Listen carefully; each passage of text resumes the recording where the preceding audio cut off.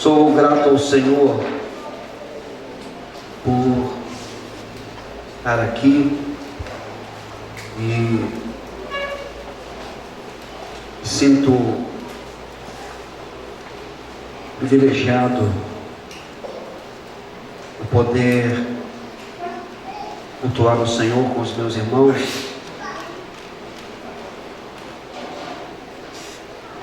Sentar para ouvir a voz de Deus.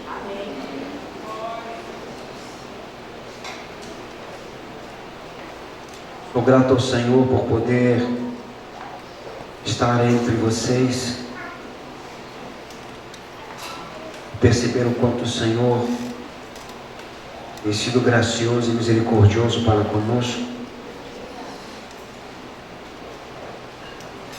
É muito bom ministrar a parte do Senhor, mas nós também precisamos ser ministrados, e eu digo isso em relação à minha vida: sentar para ouvir e ouvir a boa palavra do Senhor. Eu sou grato a Deus por isso. Sou grato a Deus pela vida dos pastores que aqui estiveram ministrando, se deixando ser usados pelo Senhor, contribuindo para a nossa edificação, para o nosso crescimento. Eu gostaria de falar também, antes de meditarmos na palavra do nosso Deus, algo que Deus também colocou no meu coração ontem, ministração da oferta. Às vezes a minha maneira de falar, ela passa uma impressão agressiva. Como diz a minha esposa, às vezes parece que tu sabe e os outros não sabem nada. Às vezes eu ouço isso. Às vezes não. Regularmente. Ontem, quando eu ministrei a oferta, o Espírito de Deus trouxe isso ao meu coração. E diante disso eu quero dizer para os irmãos que, como os demais ministram, têm a responsabilidade de ministrar a palavra do Senhor, e o compromisso é com a palavra de Deus. E às vezes minha maneira de falar parece transmite essa ideia, mas eu quero dizer para os irmãos que a discordância, ela é necessária quando se lida com a palavra de Deus, mas não é uma questão pessoal, não é uma questão, muito pelo contrário, é apenas a responsabilidade com o texto sagrado. E às vezes eu me torno um pouco chato nesse sentido. Então eu quero que os irmãos tenham muita paciência comigo. Aliás, tem tido, né? Pense comigo, eu sou grato a Deus por isso. Então entenda que quando de repente eu falo alguma coisa aqui que contraria aquilo que você pensa, o que você deve fazer? Ir para a palavra de Deus e pedir para que o Espírito de Deus testifique isso no seu coração, porque é Ele quem nos ensina. Eu não tenho problema nenhum de você não aceitar, porque nós temos essa liberdade. Mas ouça e leve isso em oração para que você seja convencido não pelo que eu estou falando, mas pelo que a palavra de Deus diz. Amém, queridos? Efésios capítulo 2, de novo, outra vez, mais uma vez, versículos 19 a 22, nós vamos meditar juntos. Efésios capítulo 2, versículos 19 a 22.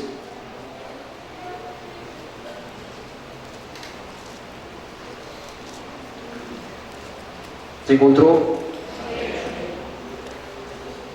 No iPad abrir, eu prego. Se não abrir, eu não prego. Muito bem. Diz o texto: assim já não sois estrangeiros e peregrinos, mas concidadãos dos santos, e sois da família de Deus, edificados sobre o fundamento dos apóstolos e profetas, sendo Ele mesmo, Cristo Jesus, a pedra angular, no qual todo o edifício, bem ajustado, cresce para santuário dedicado ao Senhor, o qual também vós juntamente estáis sendo edificados para a habitação de Deus no Espírito. Muito foi falado aqui, então nós vamos caminhar e tentar trazer aquilo que ainda não foi abordado de uma forma mais ampla, para que o nosso entendimento, a nossa compreensão venha se aprofundar nessa realidade. Graças a Deus, o Espírito de Deus nos leva ao entendimento e à compreensão de forma mais profunda. Entenda que a palavra de Deus, ela não se renova, porque ela é absoluta. Nós somos renovados por ela. O Espírito de Deus nos renova através da sua palavra.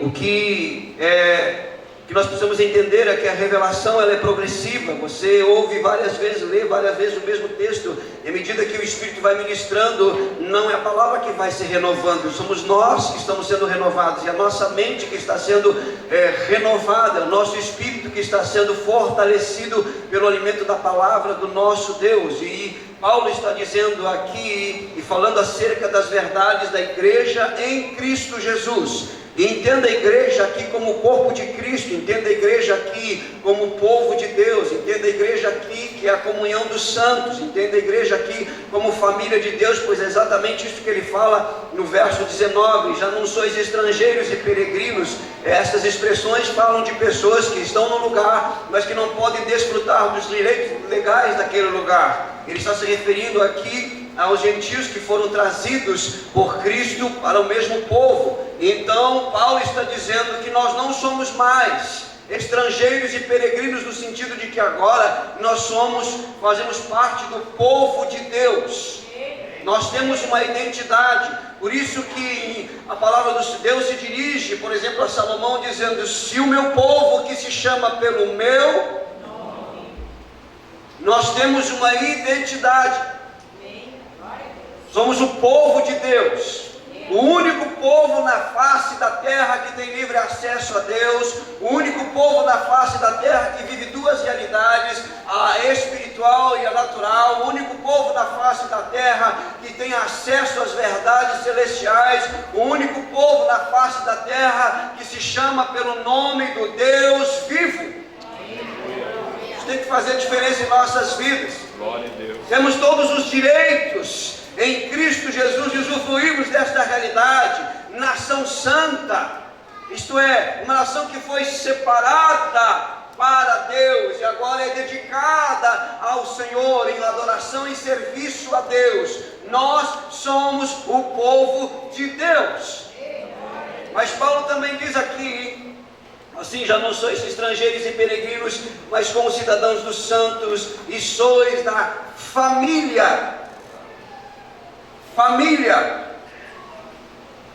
Somos irmãos, membros do corpo de Cristo. Isso já foi trabalhado aqui, e mais uma vez eu quero frisar esta realidade. Eu não sou igreja, igreja somos nós.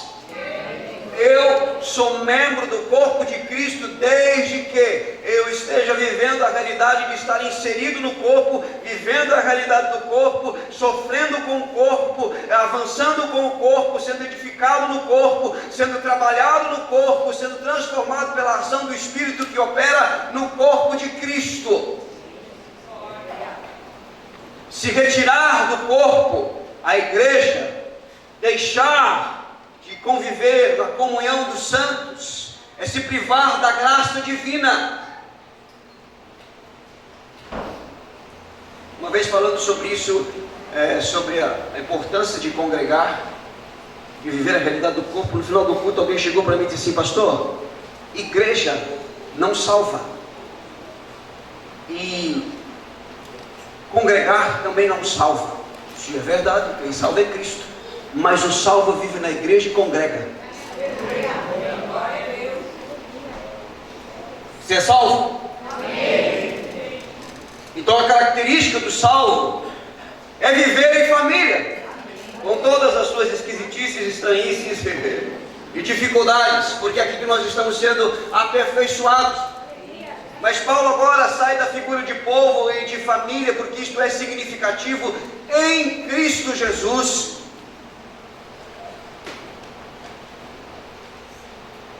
única coisa que deve nos unir, ou nos dividir, ou melhor, deixa eu melhorar aqui.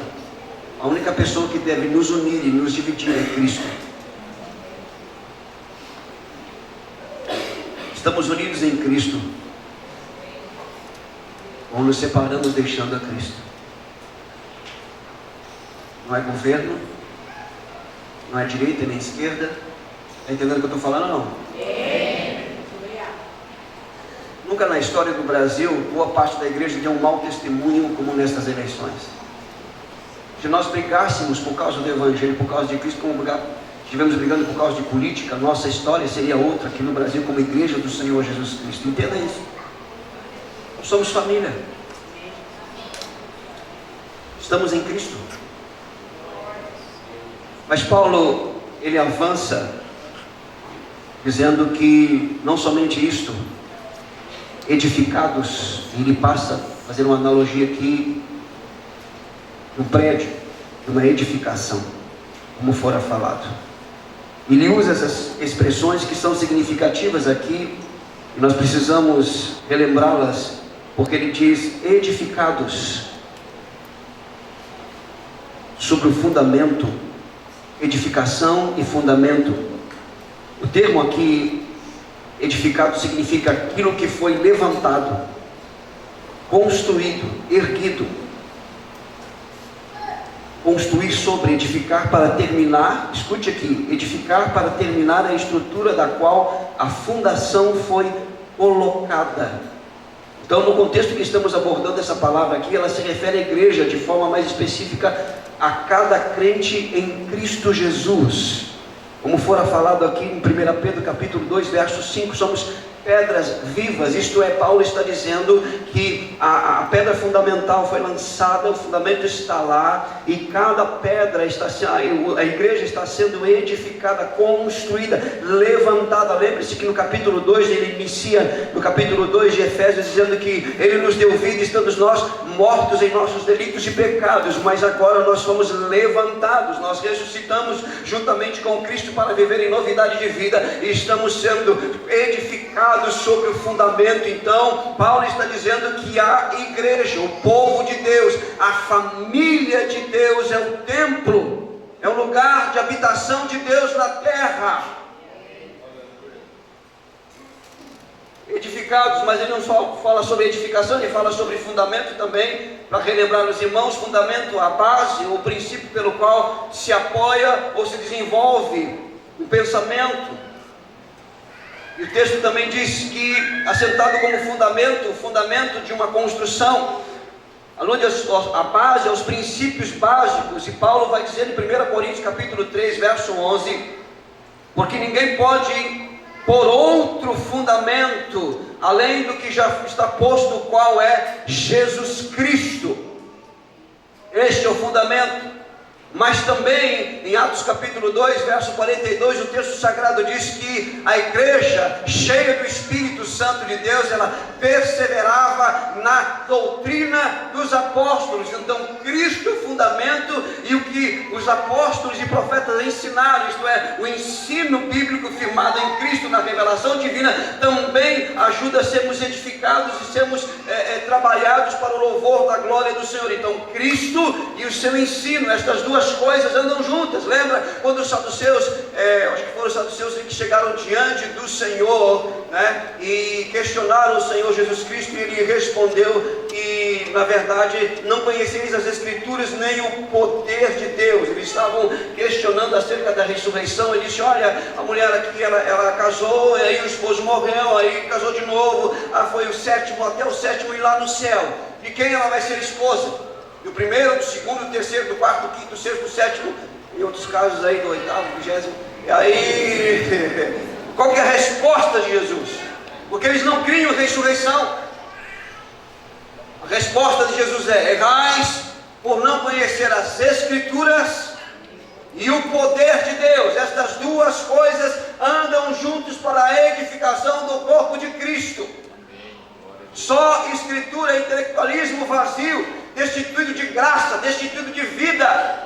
Só poder é fanatismo que leva à ruína. Nós precisamos manter unidos aquilo que Deus nos revelou, comunidade, conhecimento, as Escrituras e o poder de Deus, as manifestações de Deus com base na sua palavra, e esta é a base para a edificação do corpo de Cristo. Agora, algumas considerações, e a coisa vai apertando aos poucos. Eu peço a sua atenção. Você está comigo aí? Aleluia, esse amém aí renovou meu espírito agora, estava quase dormindo aqui. O texto diz: edificado sobre o fundamento dos apóstolos e profetas. Como fora falado aqui, os profetas não se referem ao Antigo Testamento, porque eles não conheciam o mistério. Qual que é o mistério? Os profetas do Antigo Testamento não sabiam acerca da igreja. A igreja é um mistério. Ela vem ser revelada no Novo Testamento. Por isso que, por exemplo, quando nós trabalhamos a escatologia, as coisas futuras dentro do Antigo Testamento, para eles a vinda de Cristo, a primeira e a segunda vinda, é uma coisa só. Não havia intervalo. O reino de Deus. E por isso essa discussão aí que a gente vê, se a igreja vai ser arrebatada ou não antes da tribulação, depois da tribulação, no meio da tribulação. Por quê? Que falta entendimento e compreensão acerca do todo das Escrituras. A igreja não está no Antigo Testamento, ela aparece no Novo. Por isso os profetas profetizavam sem saber essa realidade. E por isso que Paulo usa que ele deveria colocar sobre o fundamento dos profetas e apóstolos. Porque se nós seguirmos a cronologia bíblica, o que veio primeiro? O profeta, depois os apóstolos. O apóstolo são da igreja, o profeta do Antigo Testamento. Mas Paulo está se referindo aqui apóstolos e profetas, porque está se referindo à revelação da igreja. Porque agora a igreja é de judeu e gentil. Escute, preste atenção. É um princípio básico para nós entendermos, por exemplo, a escatologia. Existem três povos na Bíblia. 3, não 2 nem 1, 3. Os judeus, a igreja e os gentios. Se nós misturarmos, nós não vamos entender a revelação. Nós vamos achar que, por exemplo, Mateus 24 e 25 é para a igreja, e não é para a igreja. Porque Mateus 24 e 25 está falando da vinda de Cristo, parousia. O arrebatamento é para a igreja. Aleluia. Então fique tranquilo, nós vamos ser tirados antes. Por isso que nós precisamos entender, e ele diz aqui, que o termo apóstolo significa simplesmente enviado. E nós temos 2 tipos aqui. Primeiro, a classe única, que fora falado aqui, os apóstolos de Cristo, que estabeleceram o fundamento, o ensino. Por isso não há mais nenhuma necessidade de mais nenhuma revelação, já está aqui. Os 12 e o apóstolo Paulo, chegou por último. Mas nós temos os apóstolos enviados pela igreja, como por exemplo Barnabé, Apolo, Tiago, irmão de Jesus, que não andaram com Cristo. Isto significa que o ministério apostólico ele ainda existe. E qual a função do apóstolo ou ministério apostólico, diferente do que se fala por aí, que se vê por aí como as nomenclaturas, colocando uma posição, porque isso não existe, irmãos. Essa questão de posição, essa questão de hierarquia, ela é uma mentalidade romana. O corpo de Cristo é um organismo vivo, nós somos membros uns dos outros. Já falamos aqui antes de ser seu pastor, eu sou seu irmão em Cristo. Pastor é apenas uma função. Essa é a única diferença no corpo de Cristo, porque o mesmo Espírito que habita em mim, habita na sua vida. A mesma graça que me alcançou, te alcançou. São apenas funções diferentes. Eu não sou mais do que você. Você entende isso? E nós devemos fazer um link com relação ao sacerdócio universal dos crentes. Nós ouvimos aqui no sábado, em um segmento religioso tem o sacerdote como representante de Deus. Só ele representa a Deus. Só ele. O representante de Deus na terra se chama a igreja. É formada pelos sacerdotes. Você é um sacerdote para ministrar ao Senhor e para ministrar ao povo do Senhor.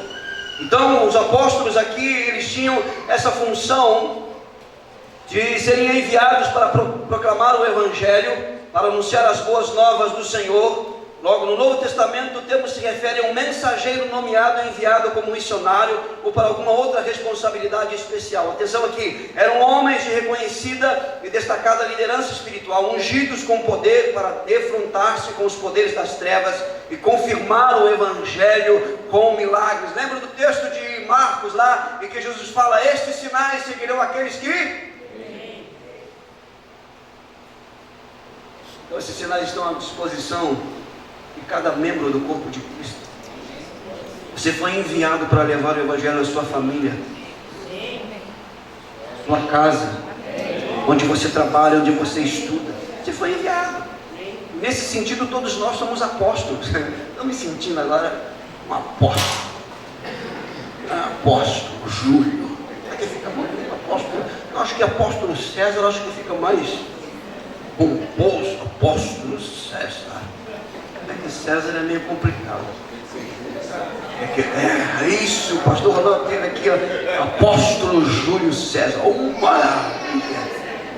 Não, nós somos enviados, e por onde passarmos vamos deixar marcas do reino de Deus, o poder do Espírito Santo. É isso que Paulo está dizendo aqui, fundamentado nesta realidade, nesta verdade maravilhosa. Mas ele fala aqui também, meus amados irmãos, ele fala acerca dos profetas. E os profetas aqui é justamente aqueles que falavam também da parte do Senhor. E essa palavra profeta, ela é encontrada aqui no Novo Testamento, só para você ter uma ideia, 149 vezes. E o substantivo profecia, encontrado no Novo Testamento por pelo menos aqui 19 vezes. Qual que é a ideia? Profeta, antes, em favor de, e aquele que fala por outrem. Isto é, ele fala em nome. Agora preste atenção qual era a função. Os profetas a que se refere o Novo Testamento eram homens que falavam sobre um impulso direto do Espírito Santo, e cuja motivação e interesse, preste atenção, porque tem profeta para todo lado aí, mas tem profeta e profeta. Olha a função do profeta, movido pelo Espírito de Deus, levantado por Deus. Motivação e interesse principais eram a vida espiritual e a pureza da igreja.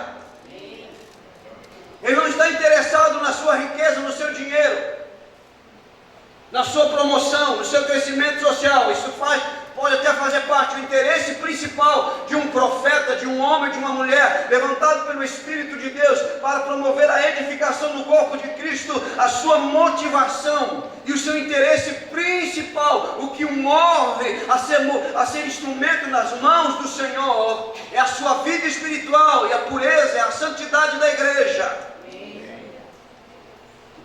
Por isso o profeta, ele vem, ele prega, ele fala pelo Espírito de Deus.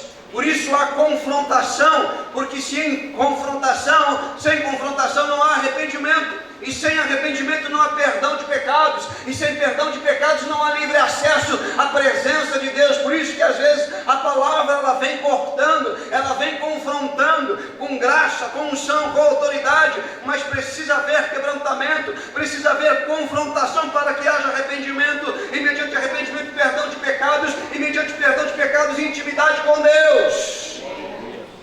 Cuidado com os profetas, profetizas, que simplesmente traz uma palavra ligada a esta realidade terrena.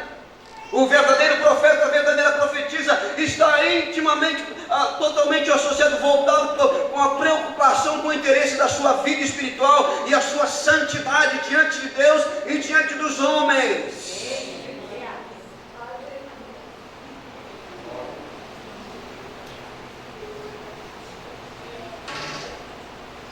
Isso que é o fundamento, amados. Por isso que fala, como nós ouvimos ontem,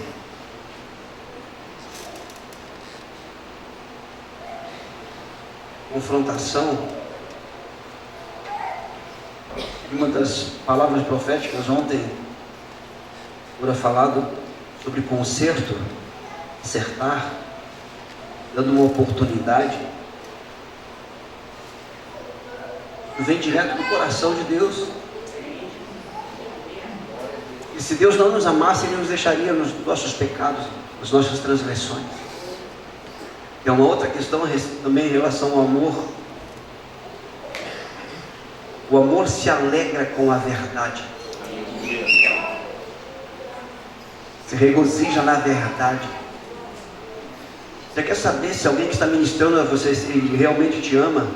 Ele não vai pregar somente sobre o amor e a misericórdia de Deus. Ele vai pregar sobre a santidade de Deus. Ele vai pregar sobre a ira de Deus. Ele vai falar do céu, vai falar de inferno. Ele vai falar de arrependimento. Ele vai falar de perdão. É todo o conselho de Deus. Não é por parte não, querido. Por isso que cresce esse movimento aí, com tantos nomes aí, mas a Bíblia tem o nome, aqueles que se cercam de mestres segundo as suas paixões, sentindo coceira no ouvido. Ai, que palavra maravilhosa, eu vou para casa bem, eu vou para cá e continuar vivendo do mesmo jeito, da mesma maneira. Não, você vem para ouvir a voz de Deus. Tem que haver transformação, tem que haver mudança, tem que haver quebrantamento, contrição, arrependimento, tem que haver crescimento em santidade, tem que haver a manifestação do fruto do Espírito. Já nós vamos ver isso agora perto do meio-dia, porque o caminho é longo aqui. Então você está comigo aí? É todo o conselho de Deus.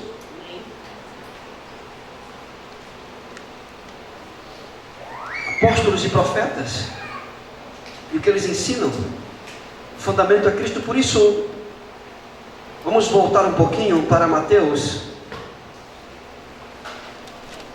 capítulo 7. Jesus está encerrando aqui o Sermão do Monte, está finalizando a sua pregação, o seu ensino. E olha o que ele diz. Acompanhe comigo Mateus capítulo 7, a partir do verso 21. Evangelho de Mateus capítulo 7, verso 21.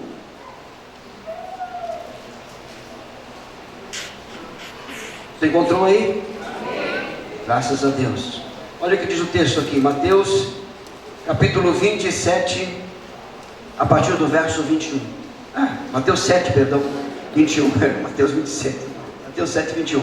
Nem todo o que me diz Senhor, Senhor entrará no reino dos céus, mas aquele que faz a vontade de meu Pai que está nos céus.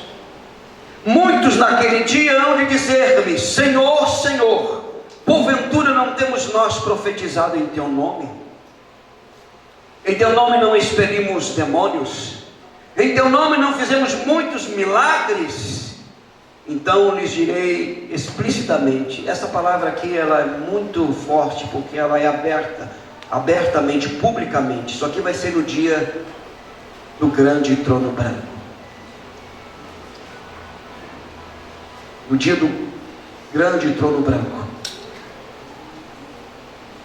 a igreja vai estar com Cristo, e todos estarão diante do Senhor. Não vai faltar ninguém. O texto sagrado diz que o mar dará os seus mortos, a terra dará os seus mortos, o inferno dará os seus mortos, e todos estarão diante dele. E olha o que ele vai falar naquele dia. Porque muitos vão dizer, aqui muitos é muitos mesmo, a palavra aqui é expressiva, muitos.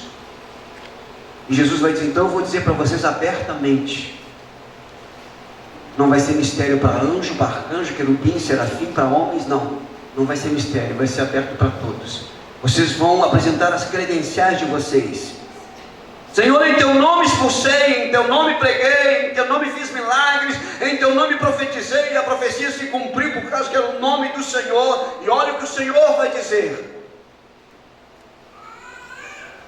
Então lhes direi explicitamente: nunca vos conheci.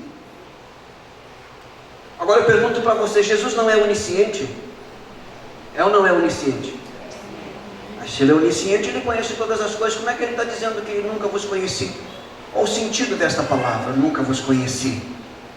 Se ele é o que sonda o nosso coração. Mas ele segue dizendo: apartai-vos de mim, vós que praticais. A expressão praticar, o verbo praticar aqui é interessante, que significa construir, trabalhar, labutar em favor de.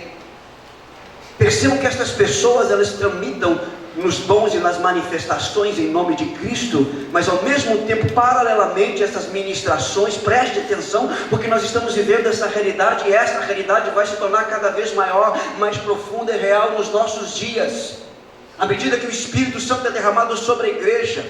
A grande Babilônia já está de pé. Há um despertamento no mundo satânico, há um despertamento da falsa igreja, preste atenção. E uma das coisas que chama a atenção são sinais e maravilhas. Preste atenção, o Espírito fala à igreja nesta manhã, preste atenção, nós estamos vivendo estes dias. Paralelamente ao crescimento da noiva, da igreja de Cristo, a grande Babilônia está estabelecida. Escute isso. Ao mesmo tempo que estas pessoas estão tramitando nessas manifestações carismáticas, em nome de Jesus, milagres estão acontecendo, profecias estão se cumprindo, pessoas estão sendo curadas, elas estão trabalhando na iniquidade, elas estão trabalhando na transgressão, no pecado. E Jesus diz: apartai-vos de mim, vós, que ao mesmo tempo que estão trabalhando no carisma, no meu nome, vocês estão trabalhando na iniquidade. Apartai-vos de mim. Eles serão lançados no lago de fogo e enxofre, porque eles estão se justificando: não, mas nós estamos fazendo em teu nome, Senhor. E o Senhor diz para eles: apartai-vos de mim, vós que praticais a iniquidade. Aí ele vai falar o seguinte: todo aquele pois, esse pois aqui, por esta razão, por esse motivo. Agora o que ele vai falar aqui é com base no que ele já falou. Por isso eu vou dizer para vocês o seguinte, preste atenção. Por essa razão aqui, ó, que tem muitos que vão chegar naquele dia e vão me dizer: Senhor, eu fiz, Senhor, aconteceu. Por esta razão, ele diz o seguinte: todo aquele, pois, que ouve estas minhas palavras. Estas minhas palavras, o contexto direto é do Sermão do Monte, capítulo 5, 6 e 7. Estas palavras estão se referindo ao Sermão do Monte. Por quê? O Sermão do Monte nada mais é do que o princípio de vida do cidadão do reino. Como é que vive o cidadão do reino? Como é que vive aquele que faz parte da família de Deus? Como é que vive aquele que faz parte do povo de Deus? Sermão do Monte. Você já leu o Sermão do Monte? Dois leram. Medite no Sermão do Monte. Pega o Sermão do Monte, como o pastor Felipe falou ontem. Não leia a Bíblia como um livro comum, porque é a palavra viva. Jesus falando: olha como vive, olha como tu tens que viver, porque para isso eu te resgatei, eu te libertei, e eu coloquei meu Espírito dentro de você, para você viver essa realidade aqui, ó. Aí ele começa: bem-aventurados os miseráveis de espírito, e reconhece a sua iniquidade, a sua miséria, que não são merecedores. Então eles, a segunda bem-aventurança, bem-aventurados os que choram, os que se quebrantam, e por aí vai. O caminho é longo, são 3 capítulos. Medite e ore, peça para o Espírito trabalhar isso na sua vida. Pega a palavra de Deus, pegue comentários. Tem comentários muito bons, por exemplo, de John Stott, Lloyd Jones, que é um pouquinho mais, uns 600 páginas, mas dá para você ler em uma semana, você consegue ler. Vai meditando, porque esses são os princípios do reino. Por isso ele diz assim: os que ouvem estas minhas palavras. Olha só, ele diz assim: os que ouvem estas minhas palavras, todo aquele, pois, que ouve estas minhas palavras e as pratica. Olha, praticar aqui de novo. Constrói, trabalha em favor, labuta em favor disso. Ele diz o seguinte: será comparado ao homem prudente que edificou a sua casa sobre a rocha. Ele não está construindo para a iniquidade, transmitindo e tramitando nos dons. Ele está tramitando nos dons e construindo a sua vida em Cristo. Jesus aqui não está condenando os dons. Ele está dizendo que é possível, escute isso, é possível tramitar nos dons e estar construindo para a iniquidade. Mas é possível também tramitar nos dons e estar construindo para a edificação em Cristo. Ele diz que este homem prudente, que ele não é doido, que ele não é louco, né? A palavra é essa mesmo aqui, ele é prudente, ele é sábio, é sã consciência, uma mente iluminada pelo Espírito de Deus. Ele ouve e pratica as palavras, então ele está construindo, e aí cai a chuva, transborda os rios, sopra os ventos, então com ímpeto com aquela casa. Por quê? Porque a realidade onde ele está, o contexto que ele está, se chama mundo que jaz do maligno, e todo esse sistema, esta mentalidade vai com ímpeto contra a sua vida, que é a sua casa, com o propósito de derrubar, com o propósito de pôr no chão, com o propósito de trazer de volta a velha realidade. Lembra-se, nós estamos mortos, caídos, Ele nos ressuscitou. Cristo está dizendo, queridos, que para nós permanecermos nesta posição, nós precisamos ouvir e construir a nossa vida em obediência sobre Ele e a sua palavra. Todo um sistema maligno se levanta contra a vida do cristão para destruir a sua vida. Ele não está brincando.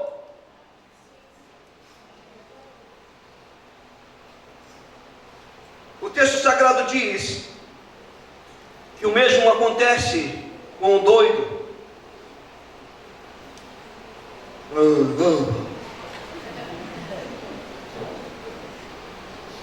Quando aquele que ouve estas minhas palavras não as pratica, será comparado ao insensato.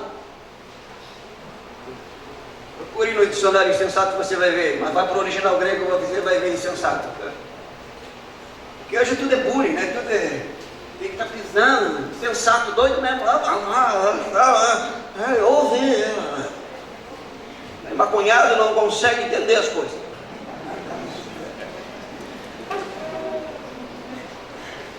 Está entorpecido. Sabe? Pastor, mas eu nunca fumei. Mas está como se fumasse, porque está entorpecido, não está entendendo o princípio, não está compreendendo.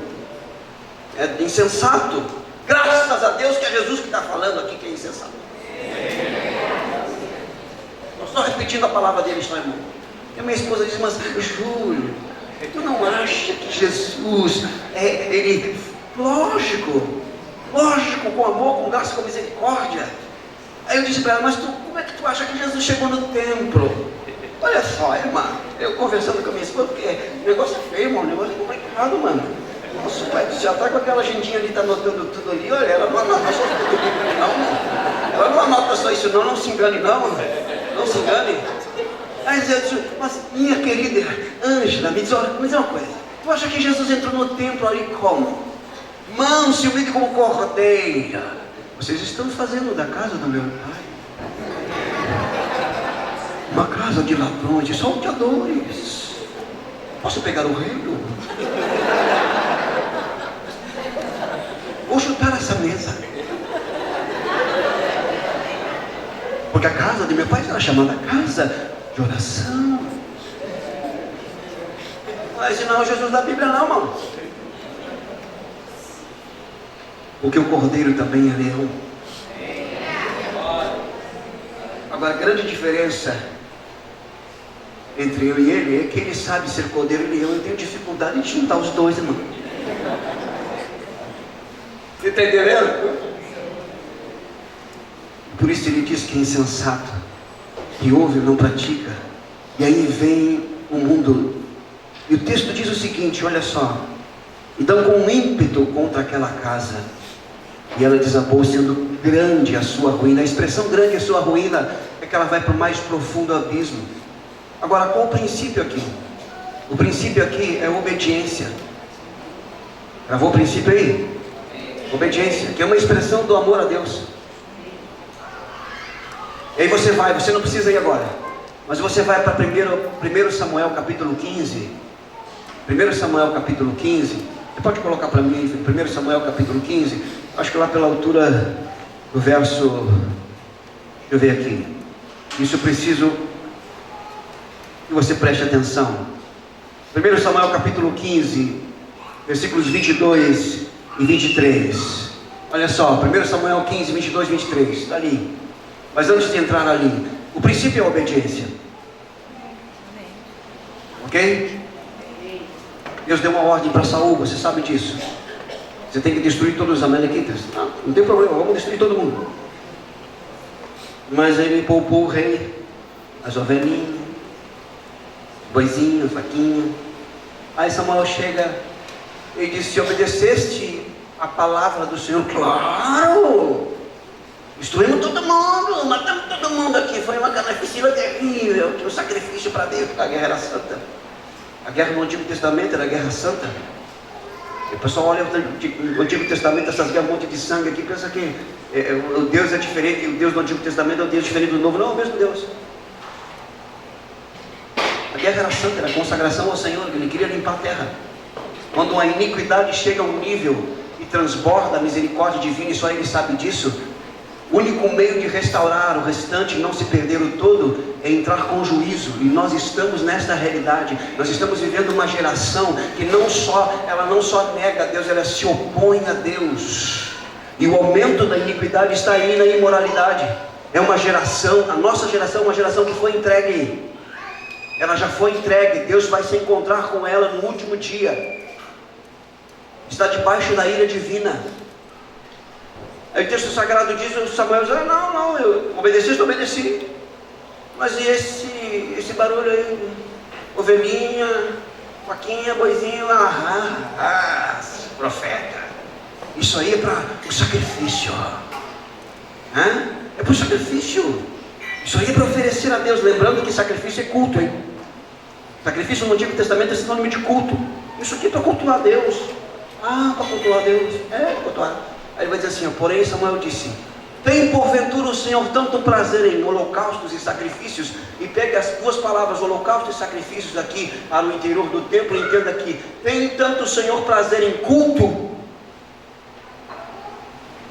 Olha o que Samuel está dizendo para Saul: você acha que Deus tem prazer no culto mais do que se obedeça a sua palavra, Saul? Você acha que Deus tem mais prazer que cultue a Ele do que obedeça a sua palavra? Coloca na balança e vê o que pesa mais para Deus, Saul. E aí Samuel vai dizer o seguinte: eis que o obedecer, não o cultuar, o obedecer é melhor do que cultuar. Porque a obediência é expressão de amor.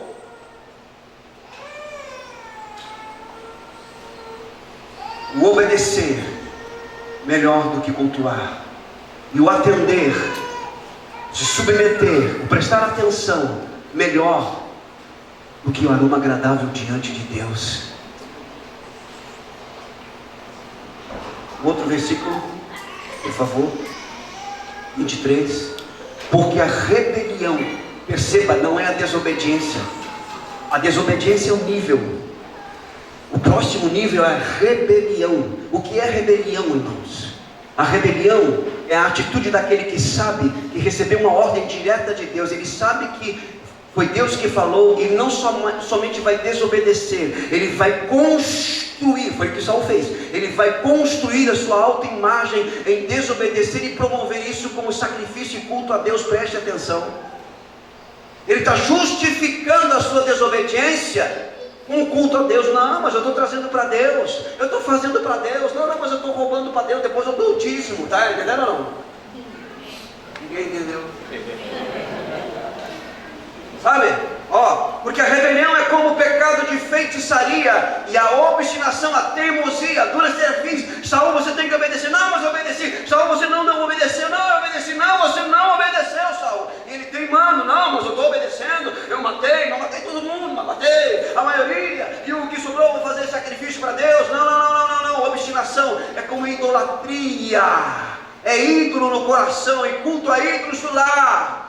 Visto que rejeitaste a palavra do Senhor, Ele também te rejeitou a ti, para que não sejas rei em Israel. Escute, por que Samuel faz uma analogia, uma semelhança de culto, de sacrifícios, de desobediência a Deus, como culto de feitiçaria? Porque ele está falando aqui, irmãos, de culto a demônios. Essa é a ideia. Porque o pessoal pega esse texto assim: não, é melhor obedecer do que sacrificar. Eles acham que não posso sofrer, porque eles têm ali a ideia, alguns têm a ideia de que o sacrifício ali é sofrimento. Não, o sacrifício ali é culto. E o que Jesus está dizendo é que o homem prudente constrói a sua vida sobre a obediência da palavra.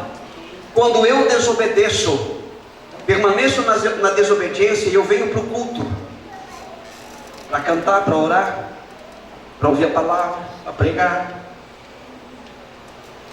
A quem eu estou oferecendo o culto? Em desobediência, em rebelião. Eu estou oferecendo o culto a demônios, porque Deus não é ídolo. Ele estabeleceu um princípio de culto. O princípio de culto é obediência.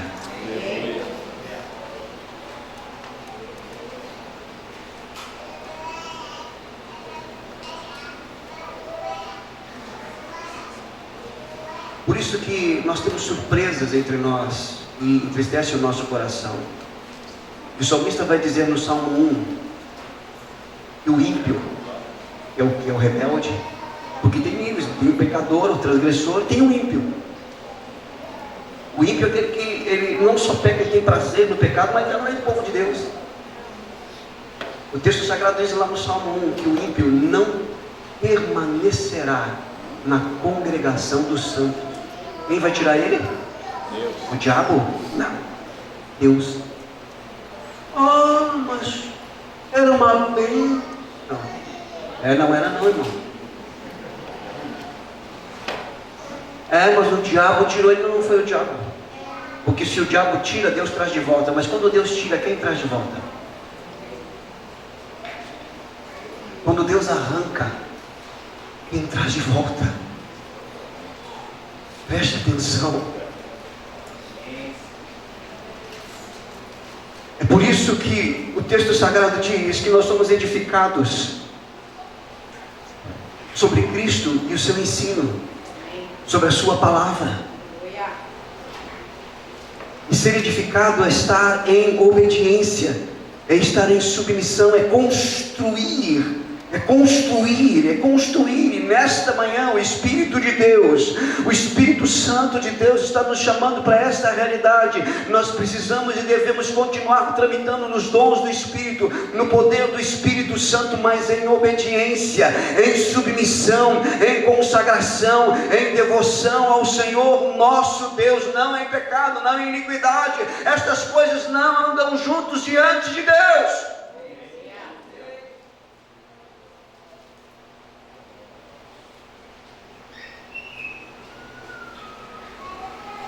Edificado sobre o fundamento dos apóstolos e profetas, no qual sendo ele mesmo Cristo, a pedra angular, ele vai dizer, no qual todo edifício,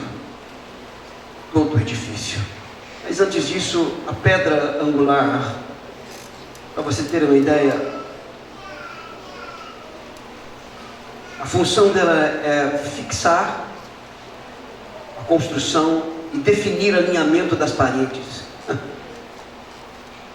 é firmar, é sustentar. E por isso, como nós ouvimos ontem, quando Jesus faz aquela pergunta para os discípulos, que é muito semelhante a essa realidade, porque a multidão tem uma visão de Cristo.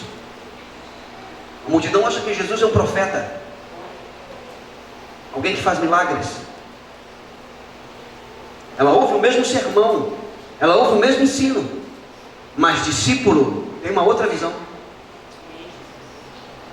Porque Jesus se dirige a eles, mas e vocês? Quem dizem que eu sou? A multidão está dizendo que eu sou Jeremias, João Batista. Eu não sou nada disso. E vocês que andam comigo, vocês que caminham comigo, vocês que sentam à mesa comigo, vocês que colocam os seus olhos nos meus olhos, vocês que contemplam a minha face, quem eu sou para vocês? Por uma experiência, porque foi dada uma experiência, porque Jesus disse, bem-aventurado Bar-Jonas, filho de Jonas, porque não foi carne nem sangue, mas meu Pai. Quem te revelou? Tu és o Cristo, o Filho do Deus vivo. Não, tu não é profeta, tu é a palavra viva.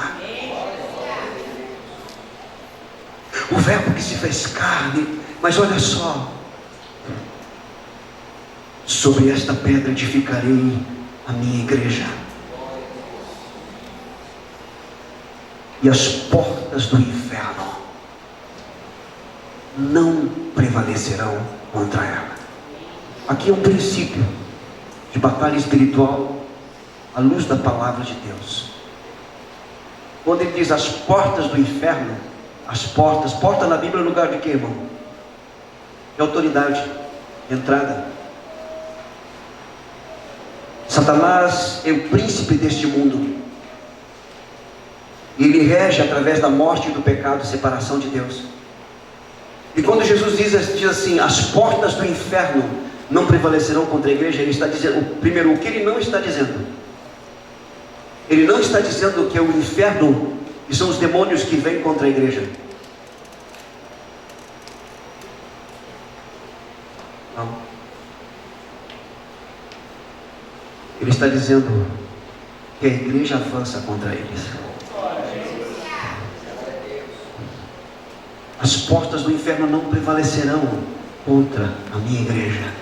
A igreja avança contra os portões do inferno para resgatar, para redimir, para salvar, para libertar, para curar no poderoso nome do Senhor Jesus Cristo. E firmada na rocha que é Cristo e nos ensinamentos de Cristo, o inferno então reage, mas a sua reação é nula, porque a igreja está firmada na rocha que é Cristo Jesus. As portas do inferno não prevalecerão. Pode crescer e vai crescer. Há um grande despertamento na Europa, há um grande despertamento no mundo islâmico no que diz respeito ao satanismo, e isso está chegando na América do Sul. Há um grande despertar pelo satanismo, adoração a Satanás, de fato, de verdade, não a demônios não, a Satanás mesmo. E tem alguns crentes apavorados e se envolvem. Irmão, sabe que tem crente que sabe mais o nome do demônio que dos apóstolos? Tem crente que sabe mais o nome do demônio que os nomes de Deus. Se envolve tanto, que se aprofundam tanto nessas coisas, que perdem a beleza do Evangelho. A beleza do Evangelho está no Cristo vivo. A beleza do Evangelho está na sua palavra, no grande eu sou, no Emanuel, no bom pastor, no verbo que se fez carne. Não se encante com estas coisas. Se encante com Ele, se encante com a igreja, porque ela está firmada na rocha. Pode crescer no inferno, pode haver despertamento, mas as portas do inferno não prevalecerão contra a igreja do Senhor Jesus Cristo.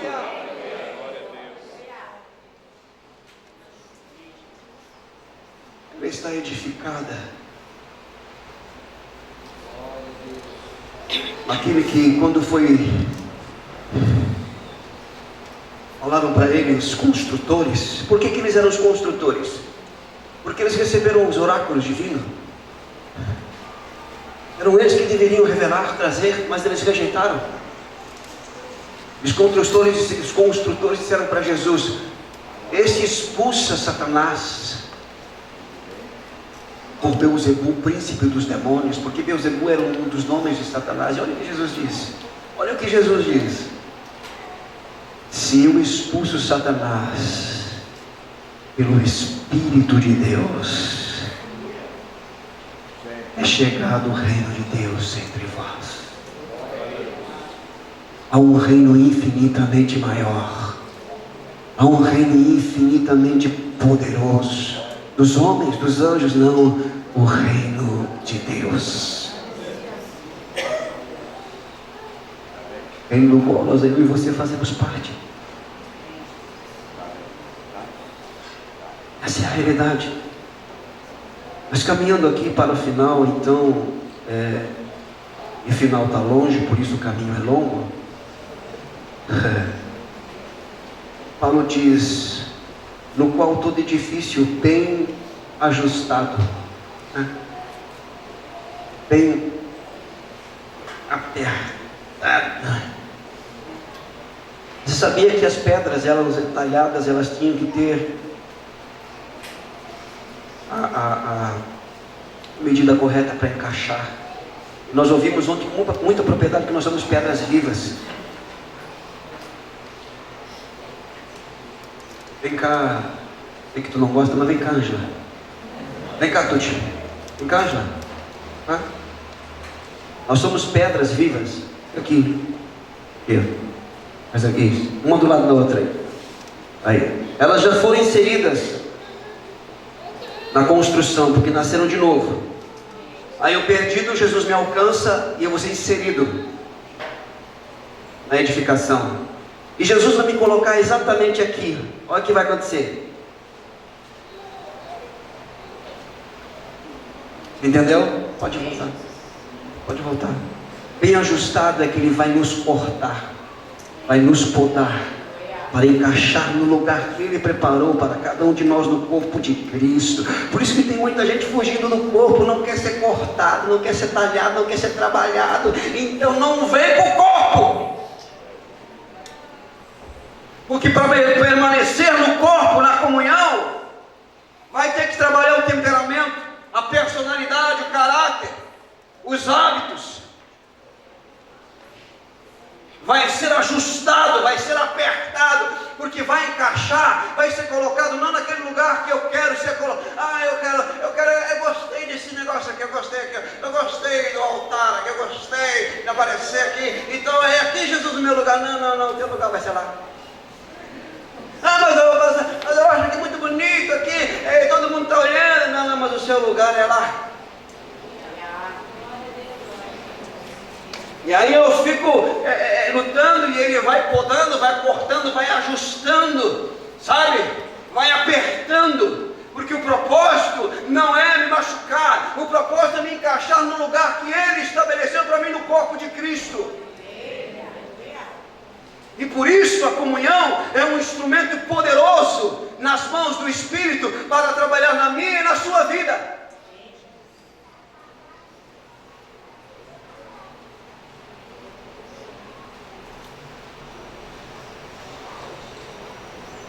Eu não gosto muito daquele irmão, o jeito dele. Mas você não tem que gostar, porque gostar não é mandamento.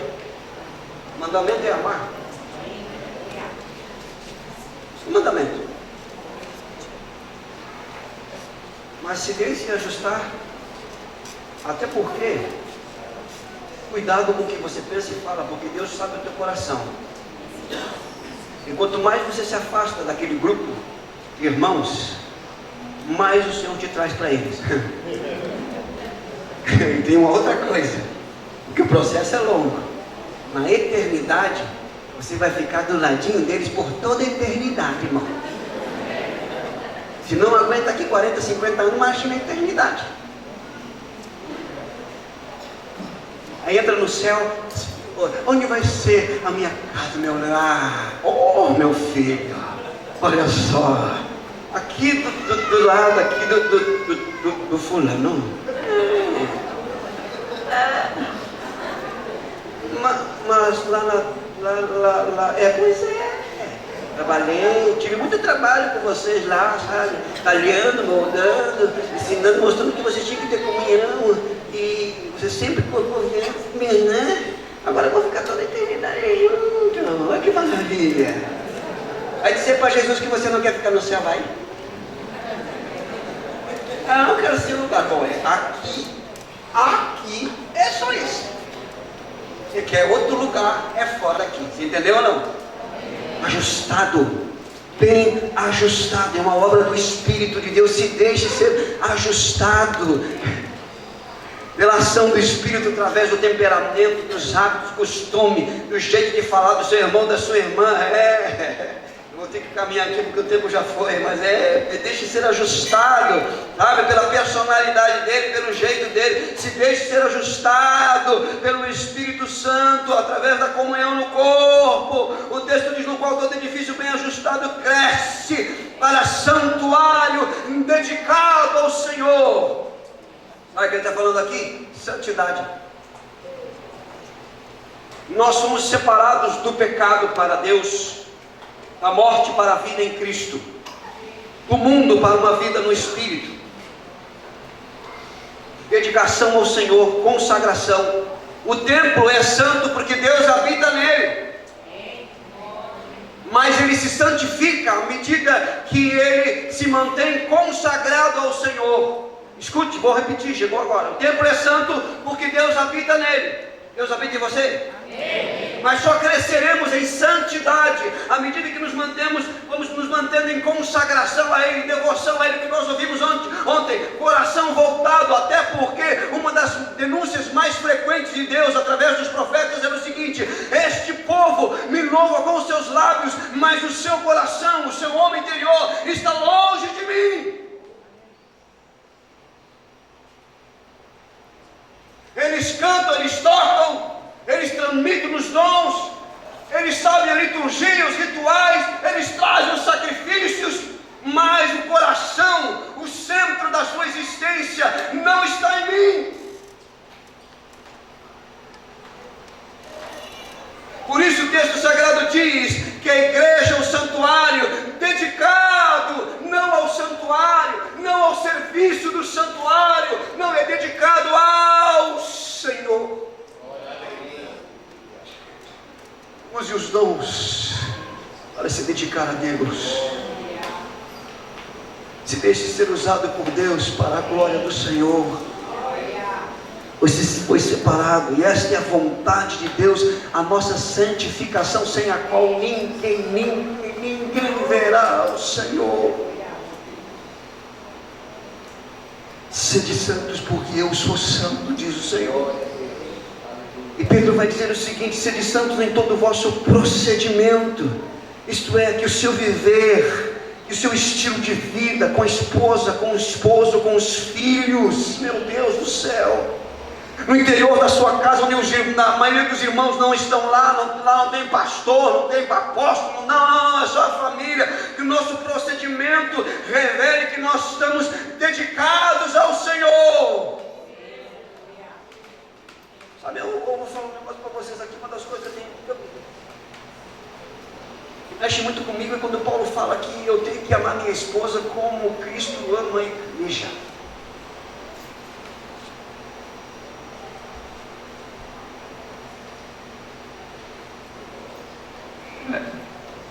Jesus, como ama a igreja? Eu morri por ela.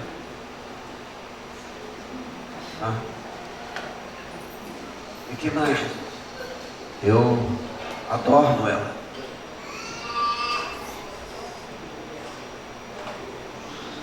Que mais, Jesus? Eu cuido dela. Ela é minha. Eu tenho ciúmes dela. Você com essa palavra, você acha que ciúme só tem conotação negativa? A conotação negativa do ciúme é quando o ciúme é fruto de eu querer me apropriar do que não é meu, mas o que me foi confiado por um tempo. Ângela não é minha, ela é do Senhor. Aliás, eu estou falando com o Senhor quando ele chegar lá para a gente.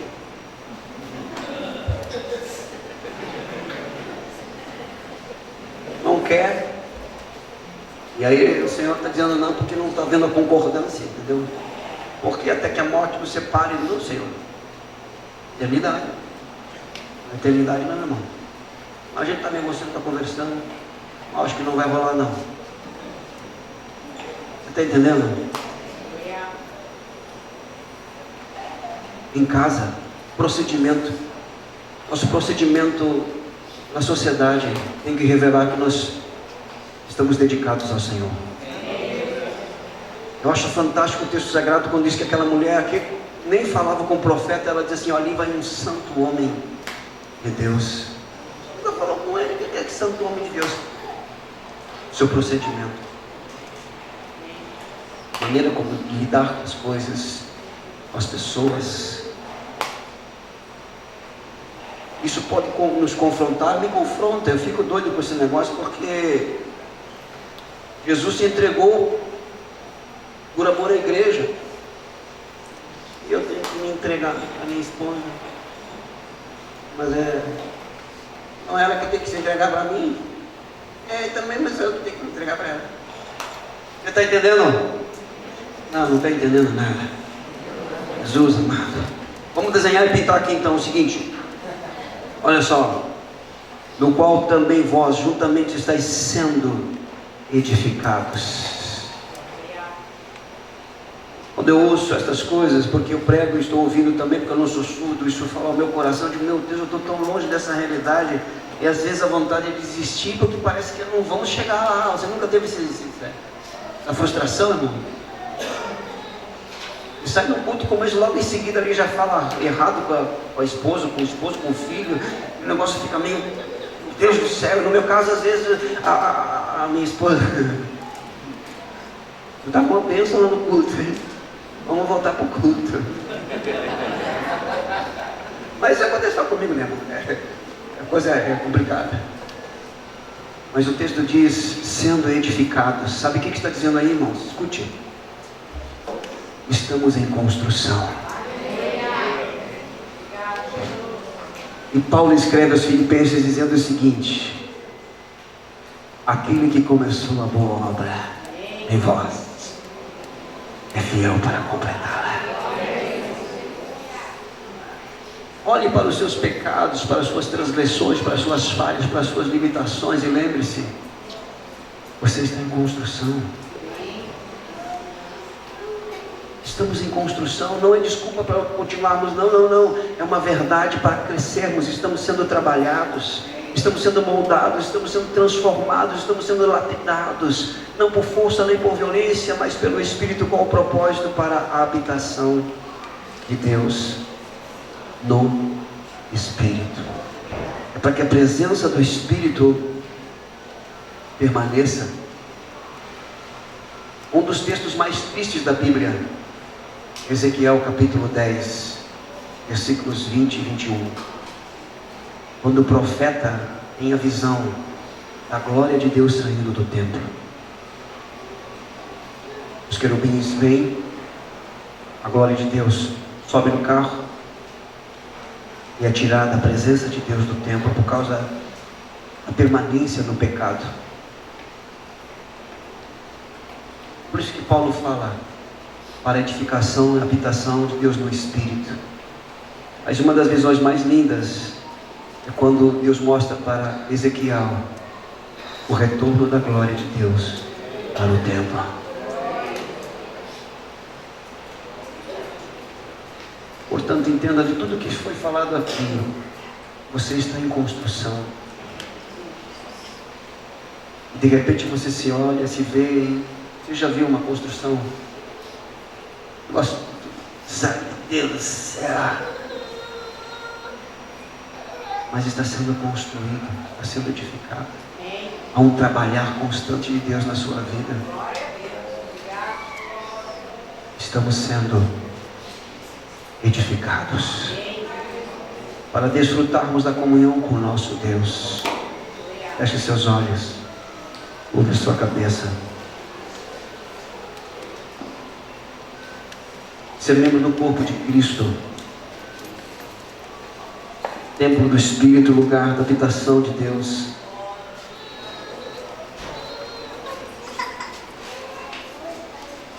Nós somos o corpo de Cristo, a família de Deus. Estamos sendo trabalhados, moldados, lapidados, para sermos bem ajustados neste corpo.